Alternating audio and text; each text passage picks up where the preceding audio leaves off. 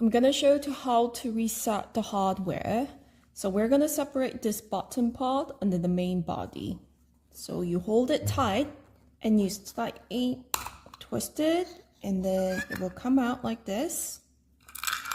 And then you will check the capture button and the side button. There is a wire part here where you unplug it and then re-plug it. You put it on the sides. For the capture button, you place back to the scanner.